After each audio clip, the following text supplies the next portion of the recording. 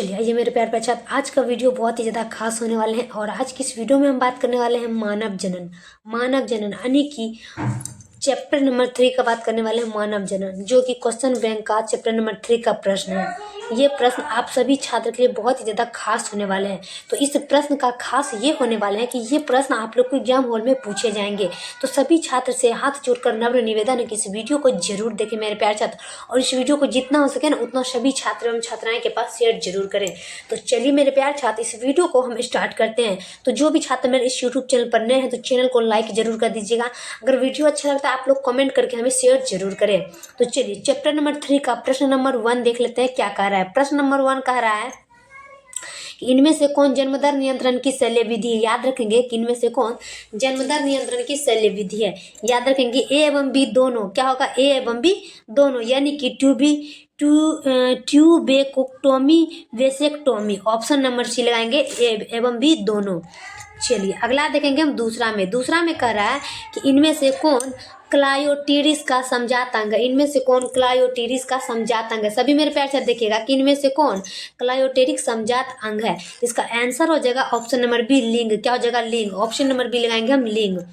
चलिए अगला का बात कर लेते हैं। तो अगला आपका आता है तीसरा में प्रश्न कर रहा है कि मासिक चक्र क्या पाया जाता है। मासिक चक्र में क्या पाया जाता है। याद रखेंगे मासिक चक्र में क्या पाया जाता है, तो प्रीमेट की मादा में जो है ना मासिक चक्र पाया जाता है। ऑप्शन नंबर सी लगाएंगे, मासिक चक्र में पाया जाता है प्रीमेट, और प्रीमेट की मादा में मासिक चक्र पाया जाता है। Option number C. चलिए अगला का बात करते हैं। तो अगला आपका आता है 4 नंबर में कह रहा है कि इनमें से किनका स्वर उच्च पिच स्वरमान का होता है। कि इनमें से किसका स्वर उच्च पिच स्वरमान का होता है। याद रखेंगे सभी छात्र कि इनमें से किनका स्वर उच्च पिच स्वरमान का होता है। तो 4 का आपका आंसर हो जाएगा स्त्री का स्वर पिच उच्च स्वरमान का होता है। तो इसका आंसर होगा ऑप्शन नंबर बी। चलिए नेक्स्ट की बात करते हैं। तो नेक्स्ट आपका आता है 5 नंबर में क्या कह रहा है कि मानव स्त्रियों में अंडे का निर्माण होता है।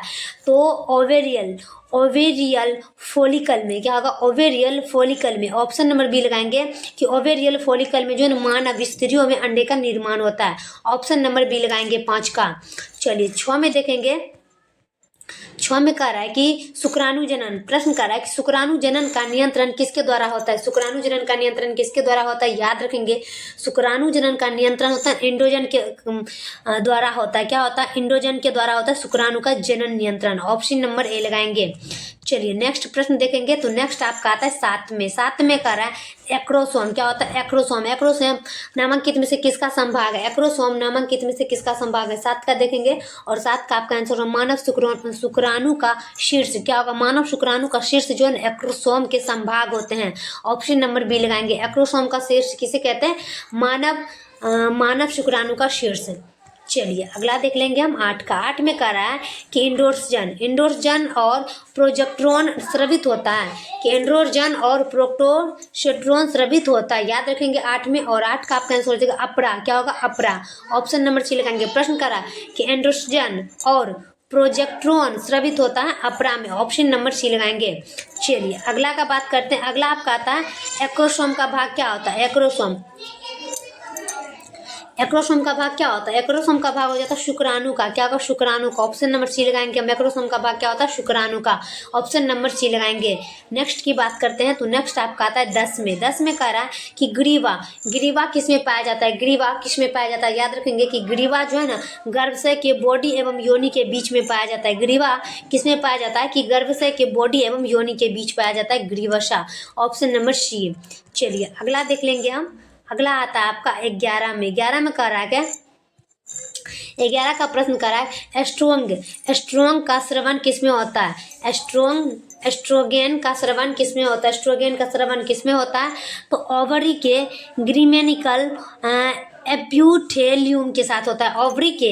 ओवरी के ग्रीमेंटल एक्यूफेट्यूम के साथ होता है। ऑप्शन नंबर बी लगाएंगे, एक्यूफेट्यूम। चल अगला देखेंगे 12 में कह रहा है कि क्लेविकी के लिए क्या सही कथन है। याद रखेंगे क्लेविक के लिए कोशिका का आकार घटता है। क्लेविक के लिए। तो इसका आंसर होगा ऑप्शन नंबर बी। कोशिका के लिए क्या घटता है, क्लेविक। Option number B. चलिए अगला देखेंगे 13 में कह रहा है 13 में कर रहा है कि मानव मादा के भ्रूण में किस अवधि के लिए कौन सा सही कथन है। मानव मादा के भ्रूण में किस अवधि के लिए कौन सा सही कथन है। किस अवधि के लिए कौन सा सही कथन है। ऑप्शन नंबर डी लगाएंगे। होलोब्लास्टिस एवं समान।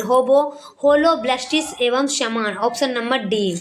चलिए अगला देखेंगे 14 नंबर में। 14 में कह रहा है कि निम्नलिखित में मासिक चक्र अवधि के लिए कौन सा सही कथन है। निम्नलिखित में मासिक यानी कि लड़की को मासिक चक्र का कौन सा महीना आता है और कितने दिन वो रहता है। तो 14 का देख लेंगे। इंडोमेट्रियम का पुनः निर्माण 5 से 10वें दिन। इंडोमेट्रियम का निर्माण 5 से 10 दिन में। ऑप्शन नंबर बी लगाएंगे। ये प्रश्न पूछेगा एग्जाम में, याद रखेंगे। चलिए अगला का बात कर लेते हैं। चलिए अगला आपका आता है 15 नंबर में। 15 में क्या कह रहा है। 15 में कह रहा है आपका 15 में कह रहा है सिरटोल केल्स का नियंत्रण पिट्यूटरी के किस हार्मोन द्वारा होता है। सिरटोल केल्स का नियंत्रण पिट्यूटरी के किस हार्मोन द्वारा होता है। 15 का आप लोग को आंसर लगाना है LH। क्या होगा LH। ऑप्शन नंबर सी लगाएंगे हम LH। चलिए अगला देख लेंगे। अगला आता है 16 में। 16 में कह रहा है 16 में क्या कर रहा है कि मेनस्ट्रुएशन का तत्काल कारण किस हार्मोन की वापसी है। मेनस्ट्रुएशन का तत्काल कारण किस हार्मोन की वापसी है। 16 का देखेंगे। और 16 में आपको जगह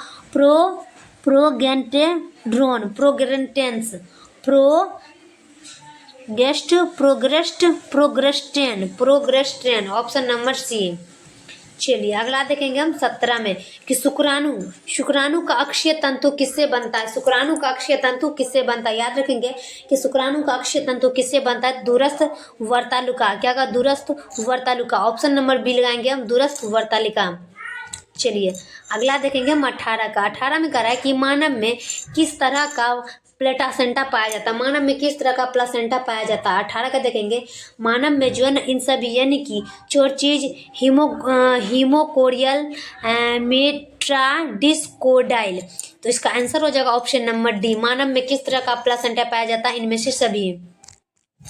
चलिए 19 में कि किसकी अनुपस्थिति में निषेचन नहीं हो सकता है। किसकी अनुपस्थिति में निषेचन नहीं हो सकता है। याद रखेंगे किसकी अनुपस्थिति में निषेचन नहीं हो सकता है। 19 का देखेंगे तो इसका आंसर क्या हो जाएगा 19 का कैल्शियम की उपस्थिति में निषेचन नहीं हो सकता। याद रखेंगे अगर पूछ दिया जाए कि कैल्शियम किसकी अनुपस्थिति में निषेचन नहीं हो सकता तो कैल्शियम।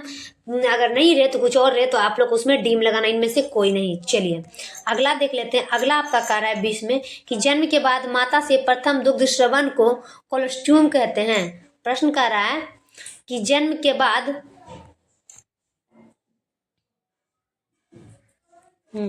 कह रहा है कि जन्म के बाद माता से प्रथम दुग्ध श्रवण को कोलोस्ट्यूम कहते हैं। इनमें से निहित क्या है। प्रश्न देखिए कह रहा है कि जन्म के बाद माता से प्रथम दुग्ध श्रवण को कोलोस्ट्यूम कहते हैं। इनमें से निहित क्या है। तो 20 का आपका हो जाएगा LGA। क्या होगा LGA। इसका आंसर होगा ऑप्शन नंबर ए। चलिए अगला देखेंगे हम 21 में। 21 में कह रहा है कि प्रोस्टेट प्रोस्टेट कैंसर के लिए प्रयुक्त प्रतीक इंजाइम क्लिनिकल जांच के फोर कौन सा है। प्रश्न करा कि प्रोस्टेट कैंसर के लिए प्रयुक्त प्रतीक इंजाइम क्लिनिकल जांच के लिए फोर कौन सा है। 21 का देखेंगे और 21 का आपका आंसर हो जाएगा क्षारीय फास्फेटेज। ऑप्शन नंबर बी लगाएंगे क्षारीय फास्फेटेज।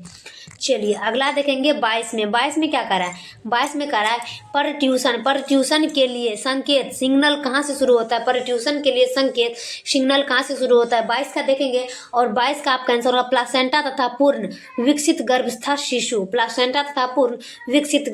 शिशु। ऑप्शन नंबर बी लगाएंगे। चलिए अगला देख लेंगे हम 23 का। 23 में क्या कर रहा है। 23 में कह रहा है 23 में आपका कह रहा है कि गर्भावस्था के किस महीने में गर्भ शिशु गतिशील होता है और सिर पर बाल उगाते हैं। कि गर्भावस्था के किस महीने में गर्भस्थ शिशु गतिशील होता है और सिर पर बाल उगाते हैं। तो ये आपको हो जाएगा 5वां महीना। 5वां महीना में जो है ना बच्चा गर्भस्था यानी कि वो गतिशील होता है और सिर में बाल उगाते हैं। इसका आंसर होगा ऑप्शन नंबर बी। चलिए 24 का देखेंगे कि अंडाशय के नजदीक का फेलोमियम ट्यूब का भाग क्या होता है। अंडाशय के नजदीक का फेलोमियम ट्यूब का भाग क्या होता है। 24 का देखेंगे और 24 को जगह इस्थीमस, क्या होगा इस्थीमस, ऑप्शन नंबर ए लगाएंगे हम इस्थीमस। चलिए नेक्स्ट का देख लेते हैं। तो नेक्स्ट आपका आता है 25 में कि किसी मादा में बेस्ट ओस्टिस के लिए क्या सही है। किसी मादा में बेस्ट ओस्टिस के लिए क्या सही है। 25 का आपका आंसर आ जाएगा ऑप्शन नंबर डी में। ऑप्शन नंबर डी यहाँ इम्पोर्टेंट क्या था, इम्प्लांटेशन के साथ ट्रोफोबोस्ट कोशिका द्वारा इम्प्लांटेड होता है। ऑप्शन नंबर डी लगाएंगे 25 का।